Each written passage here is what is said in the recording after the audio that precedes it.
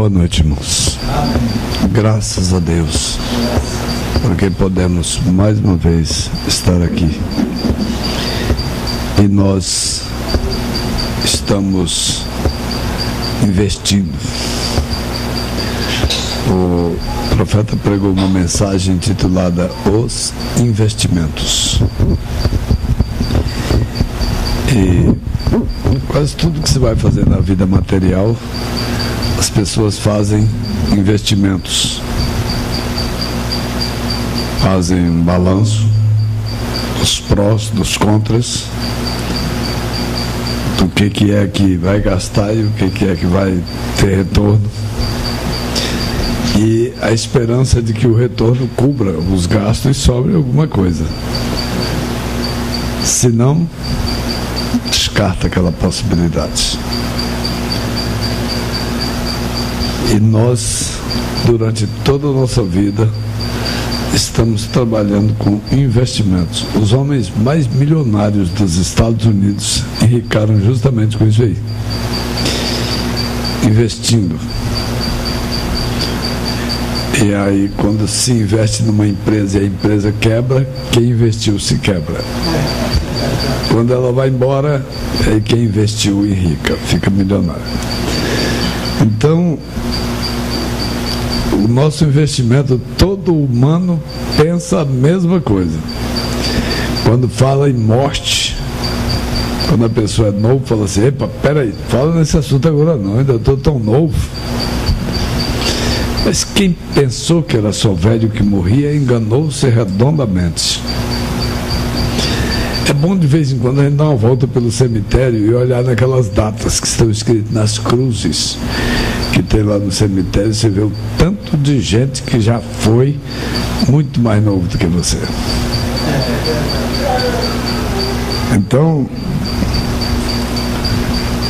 é um assunto muito sério, mas o maior investimento que o humano possa fazer é na vida. Sabe que quem de novo não morre, de velho não escapa. Então, na hora que nós ouvimos uma boa notícia, uma boa novidade, boa nova, o que é uma nova? É uma notícia nova. É algo que está sendo divulgado agora. Então, a palavra evangelho significa boas novas.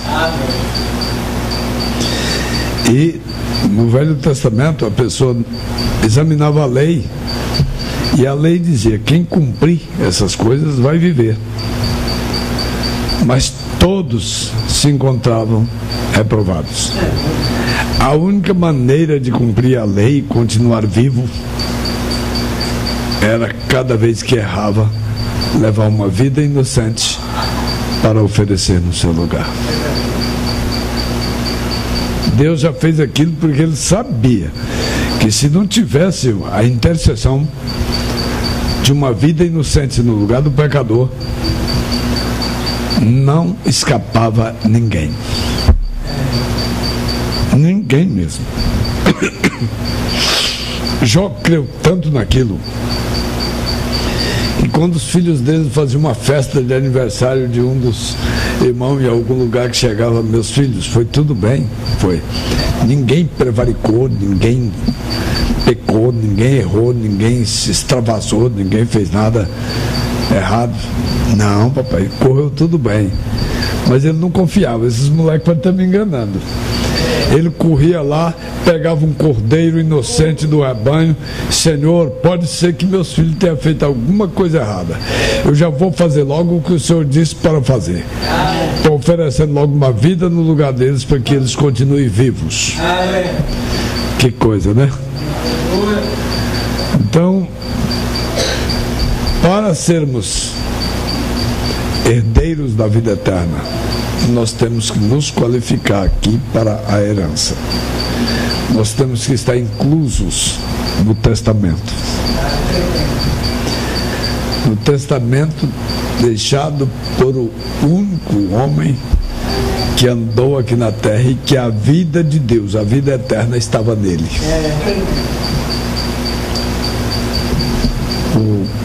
Um dos evangelistas disse que a vida eterna estava em Jesus Cristo. E João chegou a arrematar na primeira carta, capítulo 5, verso 20, que Jesus Cristo era o verdadeiro Deus e a vida eterna. Amém. E o próprio Jesus disse em João 14, verso 6, eu sou o caminho, a verdade e a vida. Aquela vida que Jesus estava se referindo ali não era a que ele ia entregar na cruz, não era a vida mortal, era a vida mesmo. E aí todos nós queremos viver, não é verdade? Quem é que quer morrer aqui? Ninguém.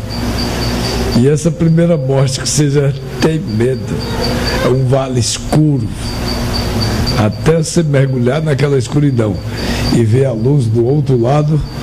Todo humano teme isso.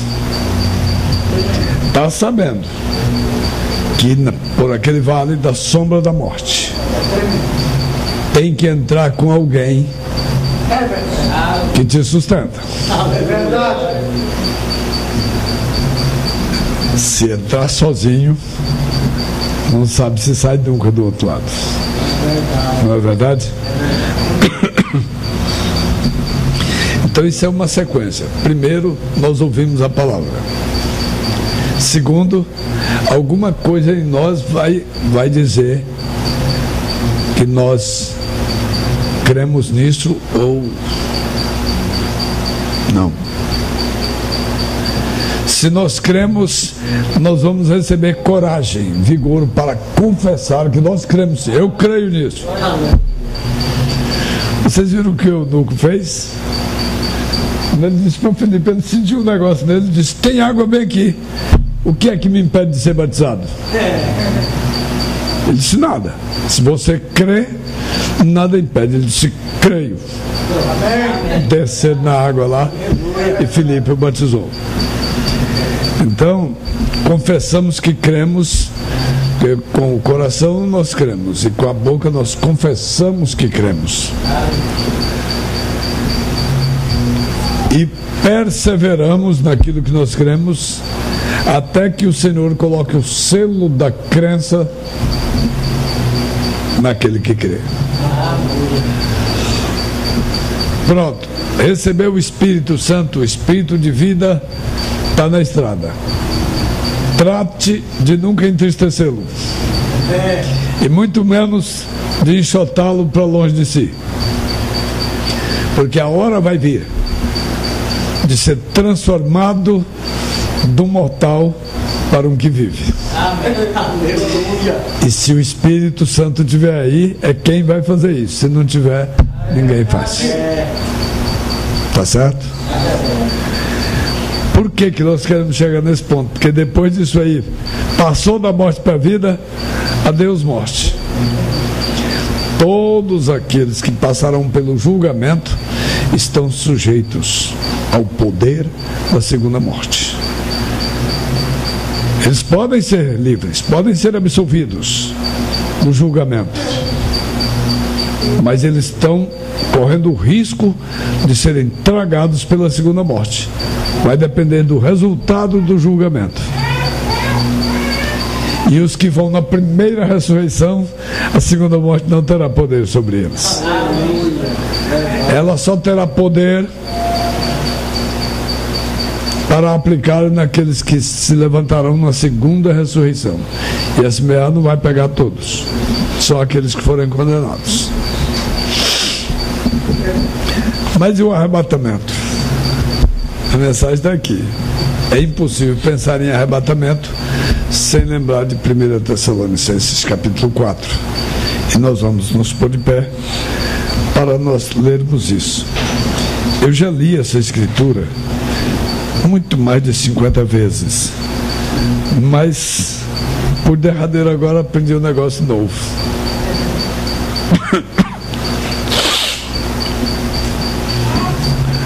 Primeira epístola aos Tessalonicenses, capítulo 4.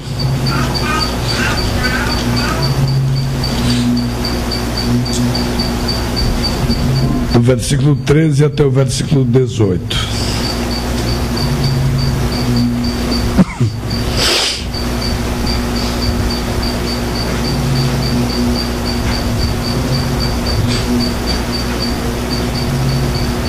Primeira epístola aos Tessalonicenses, capítulo 4, começando no verso 13, está assim: acerca da ressurreição e vinda de Cristo.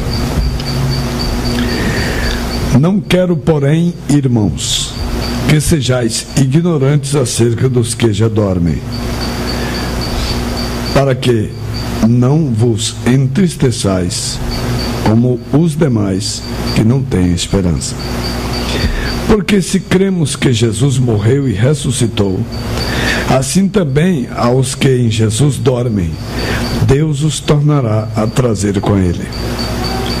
Dizemos-vos, pois, isto pela palavra do Senhor, que nós, os que ficarmos vivos para a vinda do Senhor, não precederemos os que dormem. Porque o mesmo Senhor descerá do céu, com alarido e com voz de arcanjo e com trombeta de Deus. E os que morreram em Cristo ressuscitarão primeiro. Depois nós, os que ficarmos vivos, seremos arrebatados juntamente com eles nas nuvens, a encontrar o Senhor nos ares, e assim estaremos sempre com o Senhor. Portanto, consolai-vos uns aos outros com estas palavras. Deus nosso, Pai Celestial, haveria um maior consolo para a alma humana do que ouvir uma palavra e o Espírito confirmar que aquela palavra é a tua palavra. Mormente neste lugar que terminamos de ler, diz que esta palavra serve para que os crentes se consolem uns aos outros. Aqueles que tinham parentes que já tinham partido, que já tinham morrido, que estavam do outro lado. Aqueles que podiam dizer: eu tinha um irmão muito crente, mas ele morreu. E mostrar tristeza com aquilo. Receber uma palavra que é um verdadeiro consolo. Consolai-vos uns aos outros, disse o apóstolo, com estas palavras.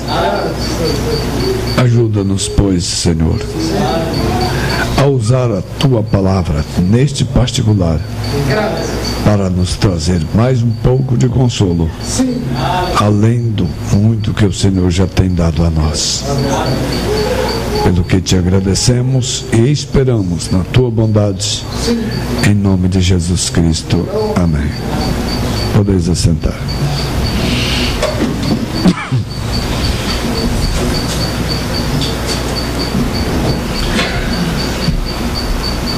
Eu estava olhando o versículo 15 e dizendo que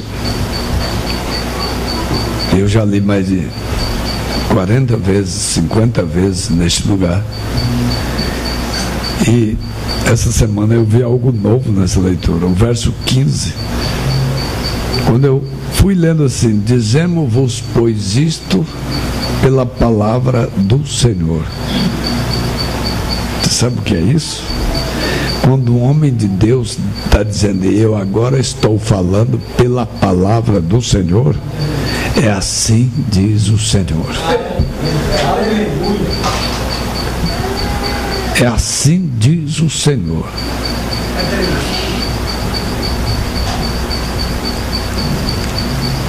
Que coisa, né? Nós, os que ficarmos vivos, não atrapalharemos, não estorvaremos, não precederemos, não passaremos na frente daqueles que estão dormindo, não servimos de obstáculos para aqueles que já dormem, porque quando a última trombeta terrestre já soou para nós, a igreja noiva. Mas quando a última trombeta celestial soar para a noiva, com ela aqui na terra, é convidando para subir, convocando para a festividade. Quando aquela trombeta soar, os que morreram em Cristo ressuscitarão antes dos vivos serem transformados. Eles se levantam primeiro, depois é que os vivos serão transformados. Que coisa! Isto é assim, disse o Senhor. E o profeta da mensagem, o arrebatamento, diz para quem é esse grande arrebatamento que o Senhor falou que haveria. Começando no parágrafo 81, creio eu, ele diz: agora o arrebatamento é só reticências. Este arrebatamento, acerca do qual estamos falando, é só para a noiva. Lembre-se, a Bíblia diz: e os outros mortos não reviveram por 1000 anos. Este grande arrebatamento. Se não há um arrebatamento, amigos, onde nós estamos? Se não há um arrebatamento, o que vamos fazer? Em que era estamos vivendo? Que promessa temos? Haverá um arrebatamento. A Bíblia diz que haverá. E será somente para a eleita, a senhora eleita, a noiva neste dia que é tirada, a igreja. Vocês sabiam que os facciosos usam esse final de parágrafo aqui dizendo errado, como aqueles que citam João 14,6. Jesus disse: eu sou o caminho, a verdade e a vida, ninguém vai ao Pai senão por mim. Mentira que ele não falou daquele jeito. E ele diz assim, ó, e será, o arrebatamento será somente para a eleita, a senhora eleita, a noiva neste dia que é tirada da igreja. Mentira. Que é tirada, vírgula, a igreja, com letra maiúscula. Que é tirada das igrejas. Mas Deus vai tirar a noiva de qual igreja? Ele vai tirar os eleitos que estão enganados na igreja falsa e trazer para a verdadeira. Vocês não viram na mensagem Era de Laodiceia, o irmão Branco dizer que só existem 2 vinhas, uma verdadeira e uma falsa? É verdade. Só tem 2 igrejas. É verdade. Só que a igreja verdadeira é só uma e é tão pequena, tão pouca. E a falsa vinha é muito grande e tem uma família que ninguém dá conta de contar. Ela tem filhas inumeráveis. É verdade. E estão nascendo mais. É verdade. A própria palavra igreja significa chamada a sair. Como Moisés chamou uma nação de uma nação, o Espírito Santo está chamando uma noiva de uma igreja. Uma igreja com I maiúsculo, de uma igreja com I minúsculo. Membros de toda a denominação, compondo uma noiva, árvore noiva. Está na fita a árvore noiva. A noiva saindo, chamada. E essa que é a árvore noiva. A noiva, melhor dizendo, é aquela que estará no arrebatamento. Isso somente, nada além da noiva.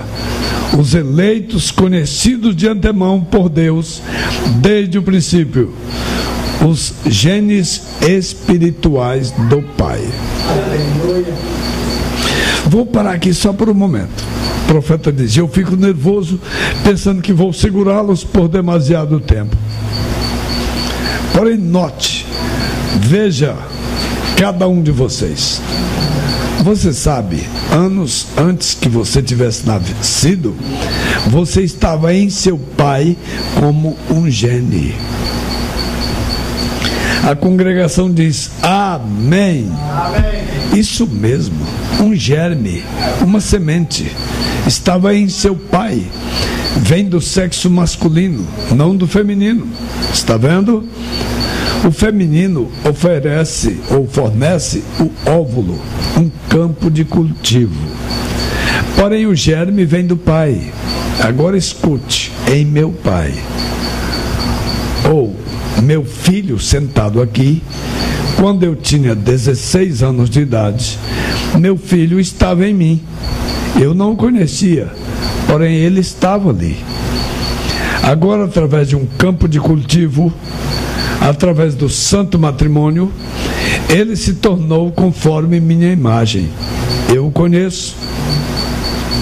Eu posso ter companheirismo com ele.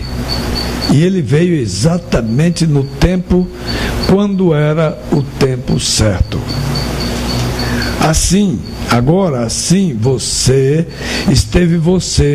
se você tem vida eterna, você foi um em Deus antes mesmo que houvesse um mundo. Isso não é leite desnatado e nunca será alimento para incrédulo. É verdade. Se você tem vida eterna, você foi um em Deus antes mesmo que houvesse um mundo.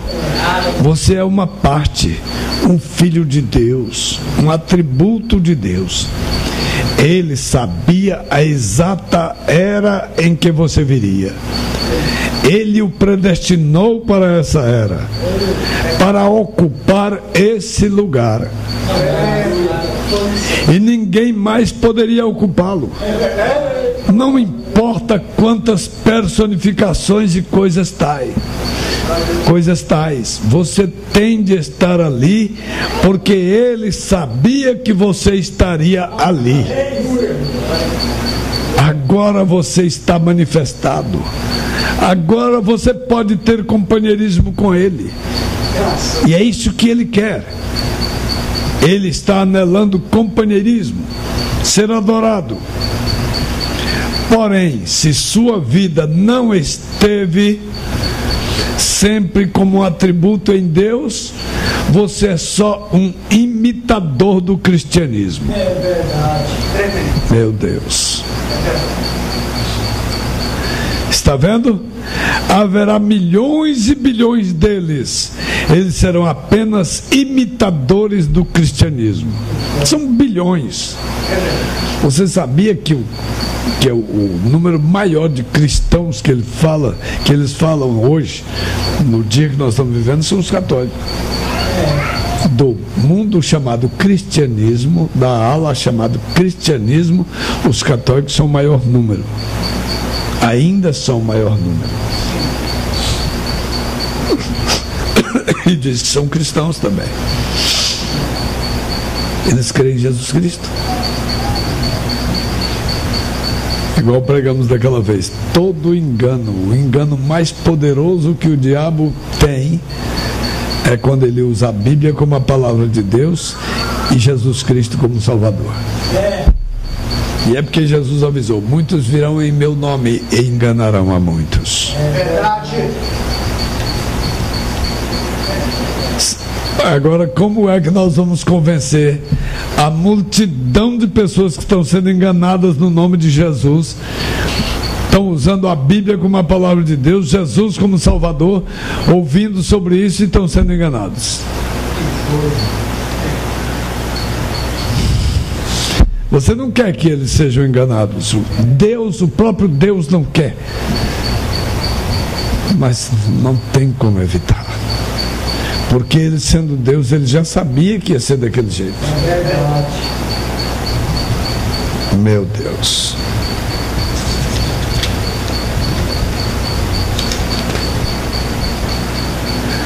Olha os parágrafos 105 e 106. Eu tinha lido até o...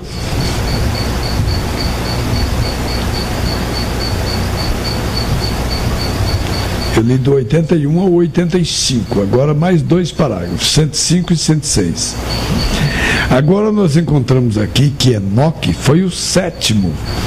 Na tradução aqui está depois de Noé, mas não é, foi depois de Adão. O irmão Branco confirmou depois, é o 7º contando de Adão, Enoque. O que foi um tipo das eras da igreja. Agora todos os demais 6 homens antes dele morreram. Porém Enoque foi trasladado, Enoque foi arrebatado, o 7º, mostrando que é a 7ª era da igreja que recebe o arrebatamento. Aleluias. Agora, não há dúvidas, nós estamos na 7ª era da igreja, todos sabemos disso. Agora é a 7ª era da igreja que recebe o arrebatamento. Todos os outros 6 morreram. Porém, Enoque foi trasladado. Por quê? Ele não foi achado, porque Deus o tomou para si. Porém, Enoque arrebatado foi um tipo de todos os demais morrendo. Porém, a noiva do tempo do fim será chamada para fora. Será arrebatada sem morte, será chamada da 7ª era da igreja, o que nós estamos agora testificando daquela era. Oh, que coisa! Vamos cavar agora bem fundo, está vendo?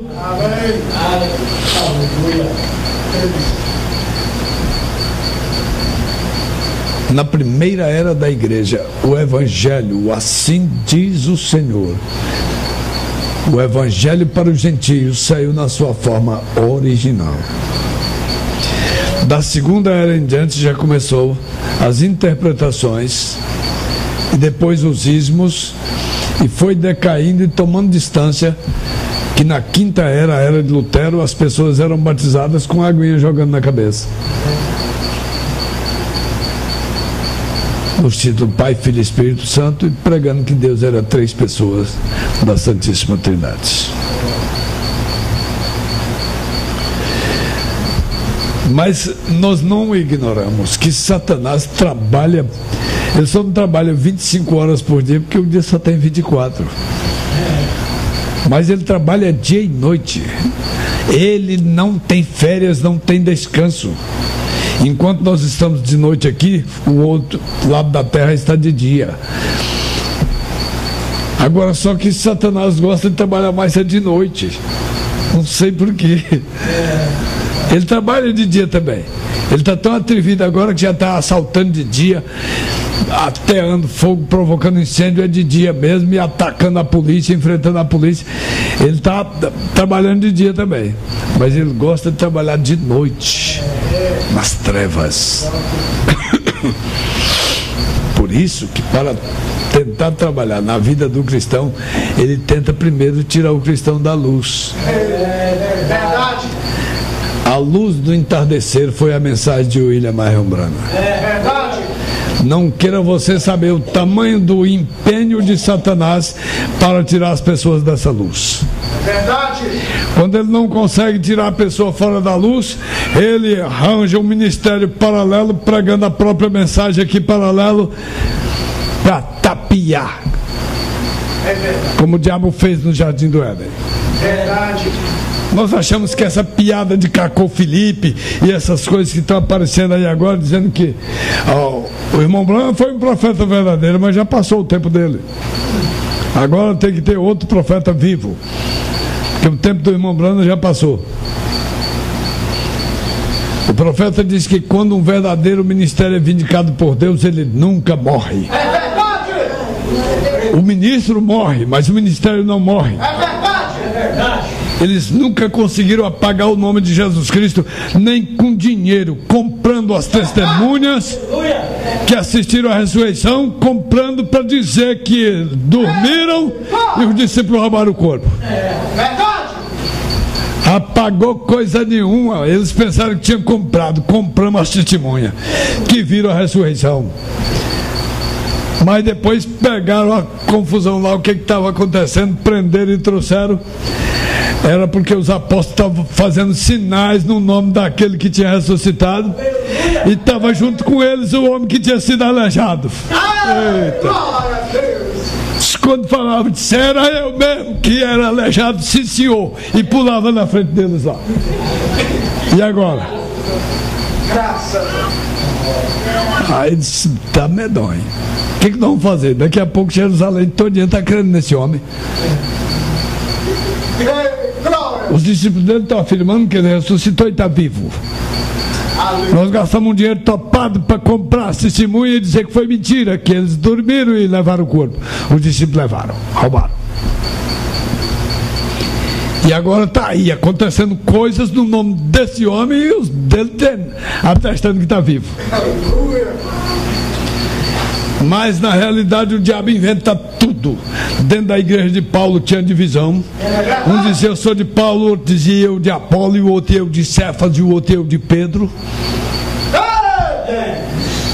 Lá fora nem se fala. Eu já estou falando da mensagem, porque lá fora eu sou batista, eu sou metodista, eu sou presbiteriano, eu sou pentecostal, eu sou esse, aquilo outro. Mentira. Paulo perguntou, está Cristo dividido? Ou foi Paulo crucificado por vós? Pois não teve um homem que levantou um ministério e saiu pregando para as pessoas que Paulo era um pai d'égua do hipócrita, do impostor, que estava pregando a ressurreição para as pessoas, e sendo que a ressurreição já tinha acontecido. Enganava a família inteira com essa doutrina, dizendo que a ressurreição já tinha acontecido. Verdade! Que coisa, naquele tempo, hein? 2000 anos atrás. O que ele é capaz de inventar hoje para anular a fé que você tem na luz do entardecer, que por crer na mensagem do dia tu recebe o sinal, e tendo o sinal tu está com o penhor, a garantia da vida em você. Glória a Deus! Aleluia! Ah, mas tu vai morrer. Problema meu. O que você tem com isso? Deixa. Eu vou morrer sim. Se ele demorar a vir, eu morro. Mas ele é a vida. Ele vai me levantar. E se eu ainda estiver vivo o dia que ele vier, eu vou deixar de ser um mortal. O Espírito dele em mim me transformará. Mas você não tem nada em você para ser um eterno. O que tem em você? O Espírito daquele que é eterno está aqui. É a única esperança que eu tenho. Vocês lembram daquele rapazinho aleijado na cadeira de roda? Foi na reunião do irmão Brando. O irmão Brando disse assim, diz o Senhor, você está curado. Você vai se levantar dessa cadeira e vai caminhar. Siga louvando a Deus. Testifique da sua cura e siga louvando a Deus. E ele louvava a Deus e dizia para todo mundo que ele estava curado. Reuniu o conselho dos ministros da igreja dele. Fizeram uma mesa redonda em volta do rapazinho e falou, você está trazendo vergonha para a causa? Como é que você está testificando que Jesus te curou e você continua sentado com as pernas mortas e sentado nessa cadeira de roda? Não dá para você deixar para testificar depois que ele te curar mesmo? Quando você levantar daí, aí você pode falar. E ele escutando calado. De repente, um filete de lágrima começou a escorrer em cada um dos seus olhos. E eles pararam olhando para ele e ele disse assim, se vocês estivessem no meu lugar, sentado nessa cadeira de roda,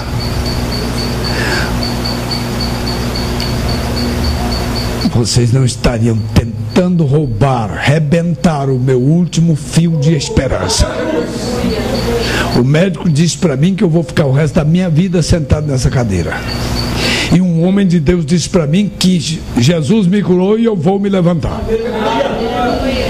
Não tentem tirar a minha fé, tirar meu fio de esperança, porque Jesus me curou e eu creio. Quando falou assim, ele levantou da cadeira e saiu sapateando no meio daquele povo, e eles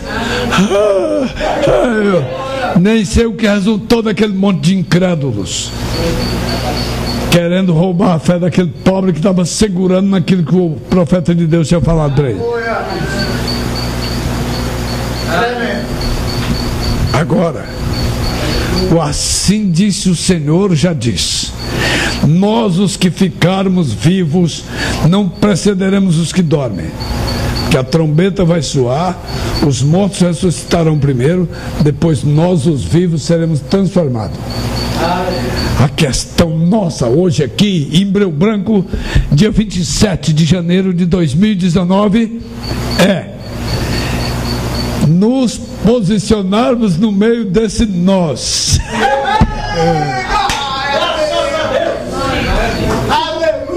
Eu sou um dos tais ou eu não sou? Se sou, eu posso dizer: nós, os que ficarmos vivos para a vinda do Senhor, não precederemos os que dormem. A trombeta soará, os mortos ressuscitarão primeiro, e nós, os vivos, seremos transformados. É para isso que a pregação da mensagem, a pregação do verdadeiro evangelho, é para te posicionar. Pode chover canivete depois de cima de você. Se eu morrer, ele me ressuscita. Se eu estiver vivo, ele me transforma. Eu estou no meio daquele pronome plural lá, o nós. Estou nessa conta aí. Ninguém me tira e acabou-se. Ah, mas você fez aquilo. Você falou aquilo. Sai da frente, Satanás, senão eu te piso. Sai da frente, senão eu te dou um pisão na cabeça. Eu vou. Mas você não merece. Quem é que merece, rapaz? Estou perguntando por isso. Aí se o diabo parar na sua frente e dizer que você não merece, que você não vai, porque você não merece, porque você não deixa, porque não tem aquilo. Eu já experimentei como é que enxota ele, como é que bota para correr. Mas tu quer que eu fale em português para tu escutar o nome daquele que merece? E que eu estou agarrado no merecimento dele? Se você quiser eu falo agora, ele cai fora antes de você abrir a boca. Basta você falar uma vez, da próxima ele já não espera. O nome dele é Senhor Jesus Cristo. Quando você falar, quando você terminar de falar, já vê só a camisa dele dobrando lá na esquina. Caiu fora. Não gosta de escutar. Quando ele depara com um crente que não tem nada em si para confiar, que está confiado é nele, ele perdeu tempo. Isso não tem jeito não. Essa aí eu já cansei. Desisto. Meu Deus. Então aí estamos. Nada. A nossa Bíblia disse nada. Se o Senhor te selou com o Espírito, colocou o penhor, a garantia da vida aí dentro, você tem tudo. Tem consolo, tem fé, tem virtude, tem conhecimento, tem paciência, temperança, piedade, amor fraternal. Tem a garantia da vida dentro de si. Tem o amor divino. E arrematando tudo que tem na glória, que não foi contado nem a metade, nem a terça parte para os mortais do que Deus tem preparado. Mas sabe para quem é? Para aqueles que o amam. É grande questão, é grande questão. Isso é tão vasto, envolve tanto, que eu não posso dizer que eu amo a Deus. Se eu tiver alguma pessoa aqui na terra que eu odeio, eu vou ter dificuldade para provar que eu amo a Deus. É verdade. Porque eu não vejo Deus. Se eu não amar os que eu vejo, como é que eu vou amar quem eu não vê? Então aí está. nós os que ficarmos vivos. Guarda esse versículo, 1 Tessalonicenses capítulo 4, verso 15. É assim diz o Senhor: nem todos dormiremos, mas os que dormiram ressuscitarão, e nós, os vivos, seremos transformados. Eu estou nessa conta. Não tem nada não. Se dependesse de eu botar meu nome lá, eu tinha botado umas 500 vezes.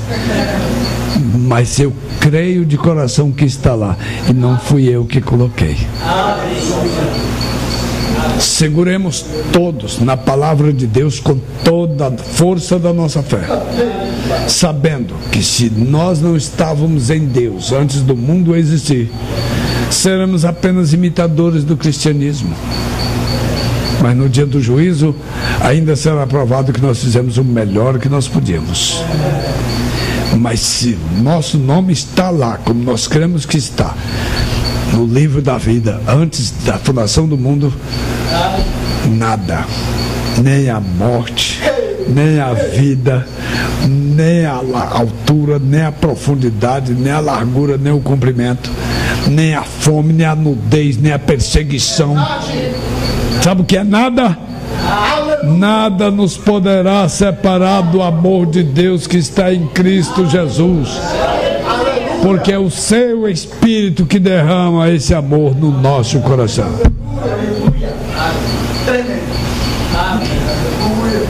Deus nosso, obrigado, Senhor, por essa palavra de consolo. Ajude, Senhor, aquele ou aquela que fala muito, quando falar alguma coisa que não é do teu agrado, que o teu Espírito amorosamente diga para esse irmão, para essa irmã, que não devia ter falado aquilo, e que possa na hora receber coragem para dizer: irmão, irmã, eu não devia ter falado isso, me desculpa, me perdoa. Seja qual for a falha, o ponto fraco de qualquer dos teus filhos, que o Senhor seja misericordioso, fortaleça cada um dos teus filhos.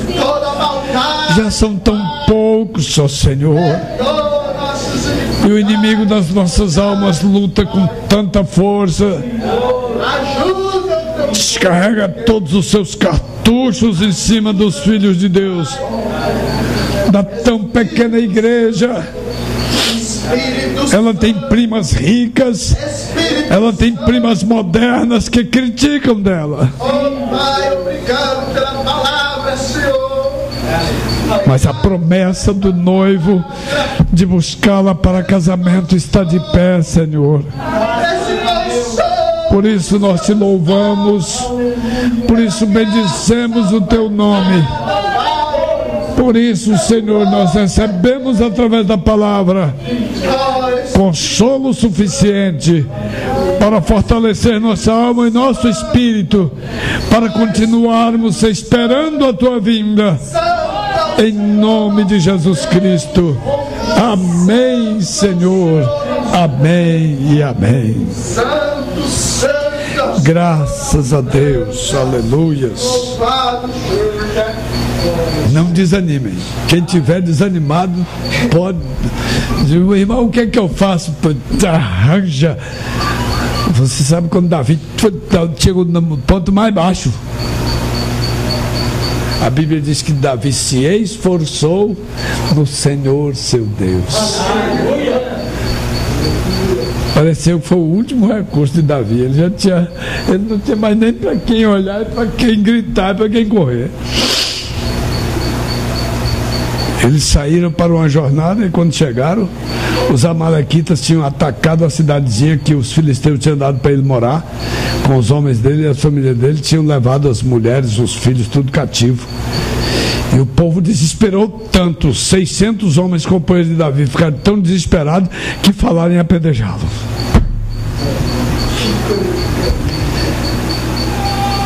Chegou no zero, lá embaixo. E ele diz, lá diz, todavia, Davi se esforçou no Senhor seu Deus. Ele é a nossa força. Quem tiver fraco, o forte, chama-se Senhor Jesus Cristo. Agarre-se com Ele.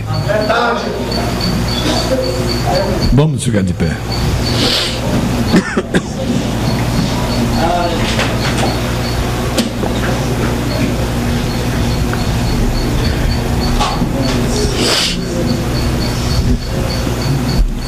Deus nosso, muito obrigado, Senhor, pela Tua palavra. Ajude cada um dos Teus filhos, abençoe a cada um deles, com fé, a fé que vence o mundo, com a fé de Jesus Cristo em seus corações, para crerem no assim diz o Senhor, a ponto de poderem se posicionar naquele número que diz: nós, os que ficarmos vivos, nós os que morrermos seremos ressuscitados, e nós os que ficarmos vivos seremos transformados. Fortaleça e esforce a cada um dos teus filhos. É o nosso pedido em nome de Jesus Cristo. Amém. Deus vos abençoe. Até uma próxima oportunidade. Os que puderem e desejarem ir amanhã, estaremos lá no Tucuruí, na igrejinha. Todos vocês sabem onde é.